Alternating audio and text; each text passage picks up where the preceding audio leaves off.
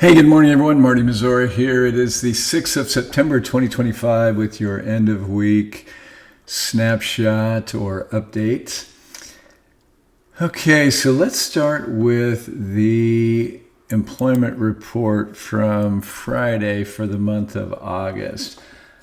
In my earlier in the week video, I had suggested that if it's a weak jobs number, that the equity markets would like it a lot. And that's actually how the morning started, but a little ways into the session, stocks rolled over. Actually rolled over pretty notably. They closed off their lows, but without a doubt, the rally got sold into, which is interesting. And that's actually pretty consistent with this chart that I showed you in the video on Tuesday, and that was on balance volume. So on balance volume captures the up volume and the down volume. So when you have an up day, the line moves up by the amount of the volume in the S&P that day. On a down day, it captures all the volume to the downside. So the signal here could be one of distribution. I'll use air quotes and say the smart money could be selling into these rallies thinking that this market is ultimately overdone and is ripe to correct.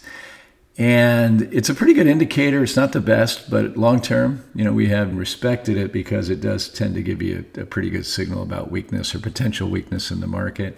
But what about the comment I made that bad news is good news? Well, that's interesting because if I was right, the market should have rallied throughout the day and closed notably higher. So could it be that the market is indeed beginning to respect some of the recession risks that we're seeing out there? Because I can tell you this unequivocally, the forward earnings outlooks are not remotely discounting what happens to corporate earnings and margins and so on during a recession. So if the market is beginning to sniff that out, then Fed rate cuts really don't tend to do much good in a recessionary environment. I'm not saying that's where we are, but as I keep saying, the risk is far too high to pretend otherwise. Therefore, we're hedging and being very, very diversified. And then there's kind of that stuck between a rock and a hard place phenomenon here that if we don't see much of a slowdown, it does not look like inflation is abating a whole lot.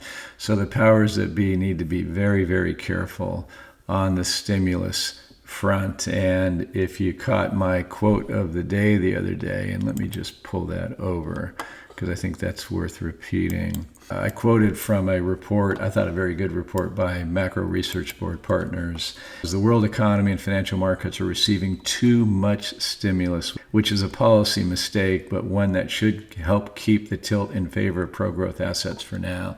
So they're not at all in the recession camp. They are much more sanguine than we are about the economy going forward.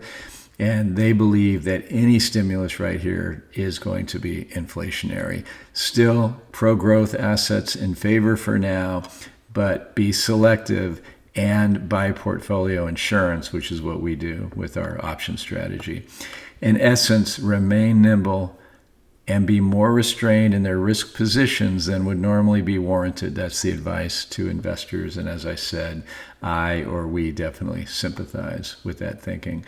So again, that's what I mean. On one end, if the policymakers get too excited about weakening employment and stimulate too early, like they did last September on the monetary side, you could actually see inflation and interest rates and mortgage rates and so on go in the direction you do not want them to go if you're, for example, the president of the United States.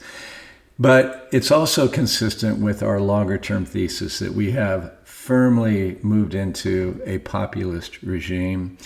And in that populist regime, folks, you don't get to have big financial earthquakes without we'll call it a carpet bombing of stimulus and liquidity hitting the economy. The setup, it's going to be fiscal stimulus, and that is what we're seeing pretty much the world over. Now, monetary regimes will do what they can, but fiscal stimulus is government stepping in and spending money, lots of it. And as you know, the U.S. is now running a deficit of, I believe now, we're north of 7% of GDP is our annual budget deficit.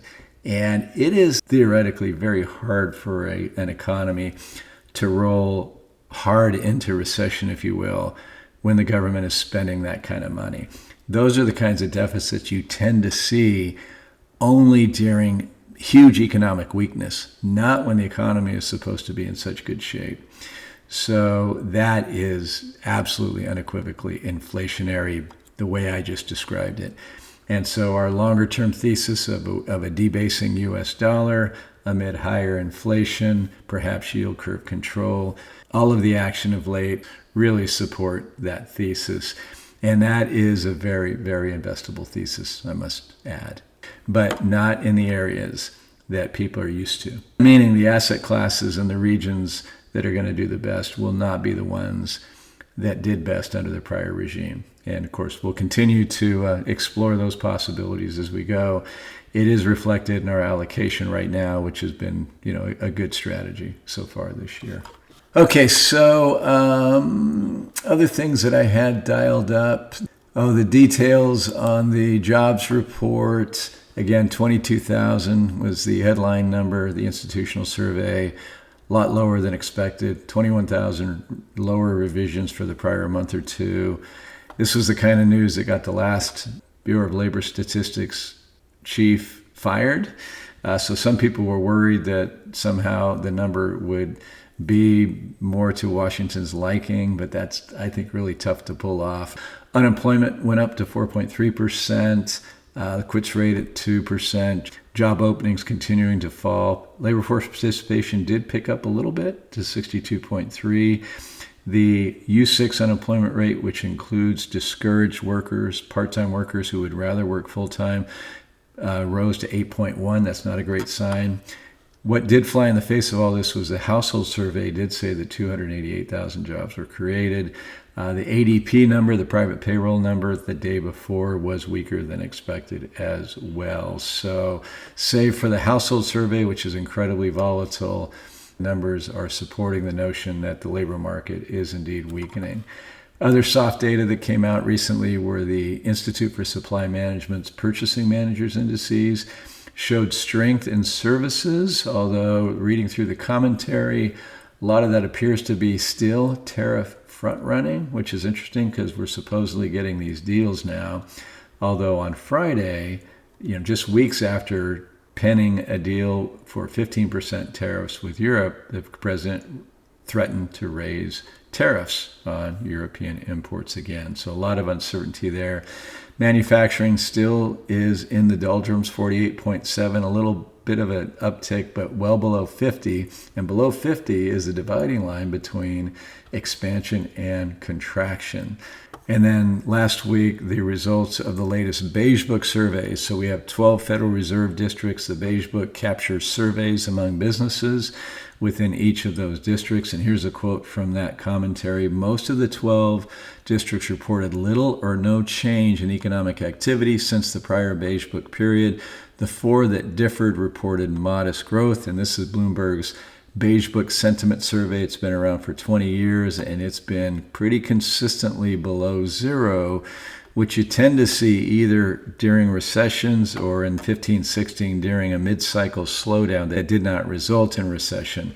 But here we have the Great Recession and so forth. So this is also signals that the economy really isn't in that great a shape, although we have been able to avoid recession. And this action here coming out of COVID, frankly, is what we can expect. And we saw it with Silicon Valley Bank. I'll say it one more time. In the regime we now live in, there is like zero pain tolerance for anything dramatic that would affect markets and that would affect the economy negatively. Now, I will say this. It's not that every 5 or 10% drop in equities is going to be met with massive stimulus. I do think there is the potential for your guard variety, 35% decline in, say, the S&P 500, particularly with all the concentration and particularly from these incredibly high price to earnings multiples that we are sitting at right now. And folks, I'm going to go ahead and post a link to the video that I did earlier in the week because I really touched on what history says about coming off of those levels. and did not get that many hits. It may have been the timing and so forth of when it went out, and I did not put a sentence above asking clients to be sure and watch this one, but I really want you to be sure and watch that one. It's not that long. It's like 14 minutes, and I made some points there that I'd like all of our clients to be aware of. So again, I'll put that link down below this video. Okay, so much always each week I can ramble on about, but I'll leave the rambling there for now. Quick look at the charts. S&P 500, again, that on-balance volume being negative. Negative divergences in momentum, as I keep showing you. Historically, this says that there's potential weakness coming for the market. It did almost test the 50-day moving average. The NASDAQ 100 index, again, got sold into that. It shows a nice pop at the beginning of the day. It was up well over 1% actually, and it closed lower on the day on Friday. Still have the negative divergences in momentum that we've talked a lot about over the years. Breadth, here's the market hitting all-time highs with the S&P 500, and here is the advanced decline line staying pretty flat. That is not confirming the all-time highs from a breadth standpoint. Definitely not in the number of members that are trading above the 50-day moving average. Here's the index above the 50-day moving average. Very, very negative divergence there, and I've shown you over the years. This is a slow-moving but a very good indicator of probabilities for the market. So this says that we could see some weakness. Same thing with the number of members trading above the 200-day moving average. Huge gap here for the index. That just talks about how incredible the concentration is in a few names. And to emphasize that, the worst breadth chart I can imagine is the one for the NASDAQ composite advanced decline line, well into all-time high territories. Absolutely abysmal breadth. That speaks to the concentration, the likes of which we haven't seen since the tech bubble burst, and this index went down 80% in the early 00s. Again, not what I expect in this new regime, but a risk we need to respect for sure. And folks, I'm going to let you out early today. We'll catch up with the dollar and gold and yields early next week, and let Friday get digested a little bit. And I hope you have a great rest of your weekend, and I'll talk to you soon. Bye-bye.